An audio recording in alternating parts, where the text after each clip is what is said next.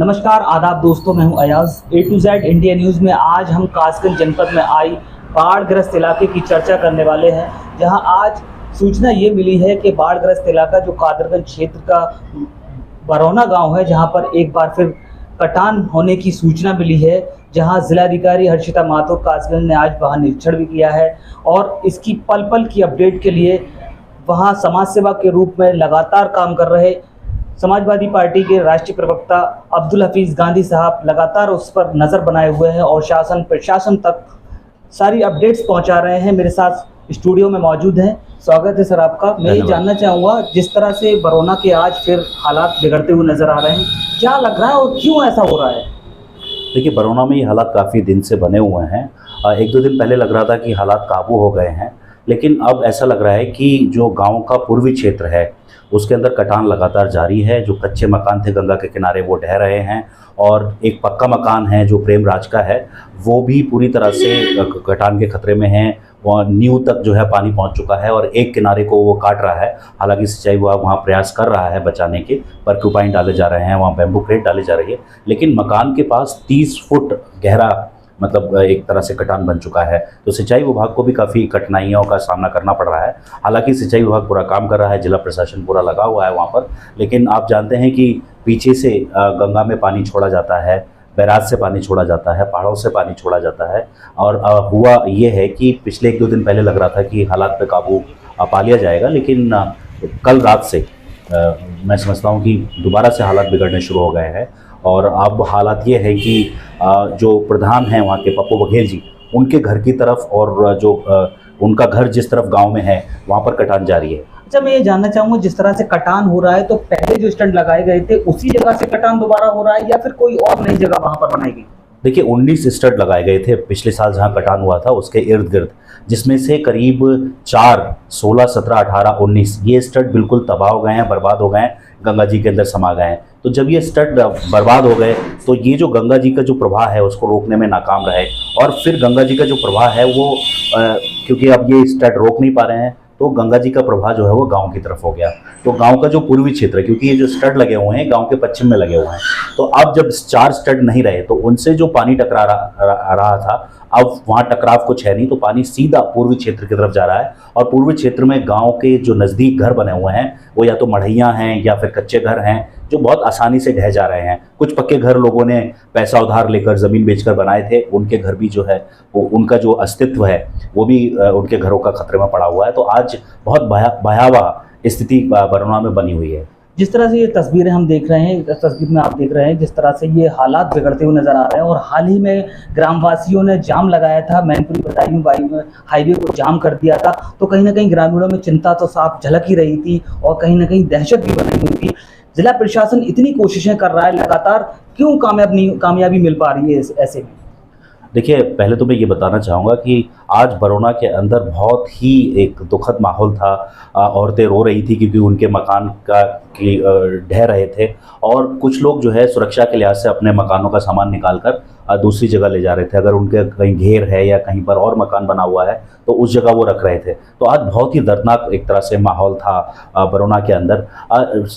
काबू इसलिए नहीं पा रहे हैं क्योंकि देखिए, प्राकृतिक आपदा है, पीछे से पानी आ रहा है, कटान जो है बदस्तूर जो है वो जारी है, कटान हो ही रहा है।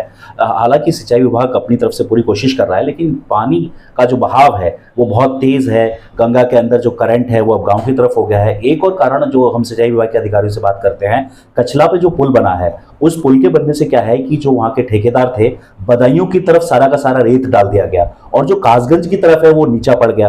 तो जब बदायूं की तरफ रेत है ज़्यादा ऊंचा तो वहाँ पर पानी जा नहीं रहा है। अब सारा का सारा जो पानी है वो कासगंज क्षेत्र की तरफ चला आ रहा है, जिसकी वजह से गंगा ने जो कहीं ना कहीं अपना जो एक रुख है, जो दिशा है, वो कासगंज की तरफ कर दी है। इसका भी प्रभाव कहीं ना कहीं बरौना की बाढ़ जो कटान है उस पर पड़ रहा है।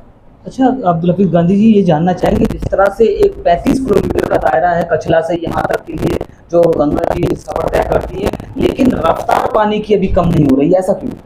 देखिए पीछे से भी पानी छोड़ा जा रहा है, और जैसा मैंने आपको बताया कि करंट जो है वो कासगंज की तरफ है। तो जो अलग अलग कासगंज के जो गांव हैं, जो गंगा किनारे हैं, वो इसको झेल रहे हैं। और एक आज मैंने वहाँ अधिकारियों से बात की तो उन्होंने कहा कि बरौना गांव से जो जो जो दूसरा किनारा है उस तरफ सिल्ट यानी कि सैंड जो रेत है काफ़ी जम चुका है। तो अगर खनन विभाग और सिंचाई विभाग आपस में सामंजस्य बैठाकर अगली साल वहाँ किसी तरह से खनन करें और रेत हटा दें तो गंगा उस तरफ मुड़ सकती है। दूसरा ये है कि कैनाल बनाने होंगे, है ना, ट्रेंच बनाने होंगे गंगा जी में, वहाँ से रेत निकालकर और किसी तरह से कैनाल बना दिए जाएं तो गंगा का जो रुख है, जो दिशा है, अगर हम दूसरी तरफ मोड़ सकें तो बरौना गांव बच सकता है। लेकिन एक और बात मैं आपके माध्यम से कहना चाहूँगा कि जो ये स्टड बनाए गए हैं, जियो स्टड, ये कारगर नहीं है। पत्थरों के स्टड बनने चाहिए, पत्थरों की ठोकर बननी चाहिए। सिंचाई विभाग से गलती हुई कि आधे गांव को प्रोटेक्ट कर दिया गया, बचा लिया गया स्टड बनाकर, लेकिन जो दूसरा हिस्सा था, पूर्वी हिस्सा, उसमें स्टड नहीं बनाए गए,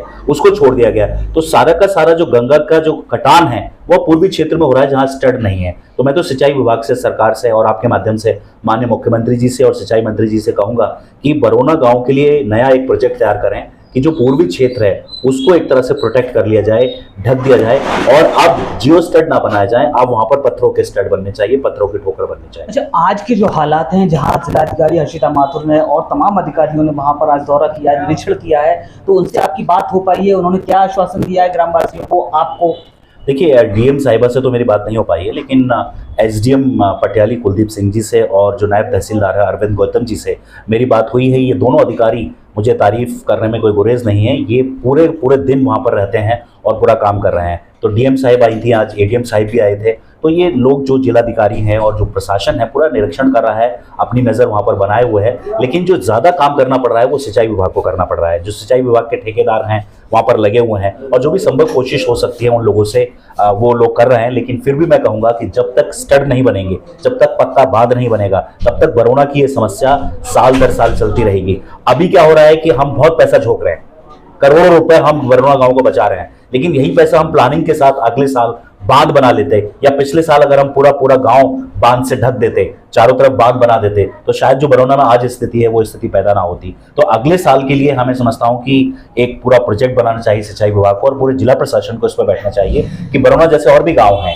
मेहुला है, उसके आगे अगर आप नरदोली से आगे चले जाएं तो मूंजखेड़ा है, बहुत सारे ऐसे गांव हैं जिनके लिए बैठकर प्लानिंग करनी होगी और वहां पर बांध बनाने की बहुत ज्यादा आवश्यकता है। हम आपसे बातचीत करते रहे हैं, काफी समय पहले हमने एक और चर्चा की थी, उसमें भी आपने साफ तौर पर कहा था कि सरकार को इस ओर ध्यान देना होगा, और वाकई ध्यान देना होगा, तभी इस इलाके को, इस क्षेत्र के ग्रामवासियों को निजात दिलाई जा सकती है। क्योंकि हर साल दर साल यहाँ पर ग्रामवासियों को हजारों बीघा फसल नष्ट होने का पूरा अंदेशा रहता है, और हजारों बीघा फसल नष्ट भी हो जाती है।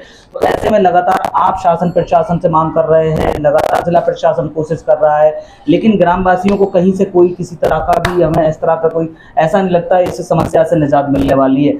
तो ऐसे में ग्रामवासियों से आपकी बातचीत हुई है, किस तरह का माहौल है, उन लोगों में किस तरह का दहशत है, क्या सोचते हैं ग्रामवासी, किस तरह से रात को वहां पर अपन काटते हैं?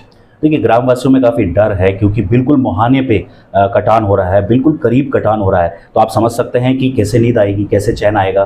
तो बेचैनी है गांव के अंदर, और गांव वाले सोच रहे हैं कि अगर ये गांव कट गया या हमारे घर कट गए तो बहुत ही बड़ी जो है मुसीबत उन पर आन पड़ेगी। आप जानते हैं कि जो हमारे ग्रामवासी हैं, जो किसान हैं, उनके पास कितना पैसा होता है, कम पैसा होता है, और उसी में वो अपना मकान बनाते हैं। जैसे मैंने बताया कि जो प्रेम राज हैं, ये इन्होंने अपनी ज़मीन बेचकर अपना पक्का घर बनाया है, और आज वही घर जो है कटान से जो है वो ढहने वाला है। तो बहुत ही पीड़ा है गांव के अंदर, बहुत बेचैनी है गांव के अंदर, और बहुत ही एक तरह से निराशा का भाव भी उनके चेहरों पर साफ साफ नजर आता है। वो कहते तो है शासन प्रशासन अपना काम कर रहा है, लेकिन कई जगह शासन प्रशासन से ढीला रवैया जब होता है और वहां पर ऐसा लगता है कि सिर्फ खाना पूर्ति हो रही है, तो वो और बेचैन हो जाते हैं। लेकिन डीएम साहिबा के आने के बाद मैं समझता हूँ कि काम में तेजी आई है, और अब युद्ध स्तर पर वहां काम हो रहा है। लेकिन पिछले साल जिस तरह से युद्ध स्तर पर काम हुआ था, क्योंकि लखीमपुर खीरी से टीम आई थी, गोंडा जिले से टीम आई थी, एक्सपर्ट की टीम आई थी, पूरे एक्सपर्ट लोग आए थे जिन्होंने ये देखा था करंट कहाँ से जा रहा है, करंट कहाँ जाना चाहिए, कहाँ पर काम होना चाहिए। तो एक्सपर्ट्स लोग आने चाहिए।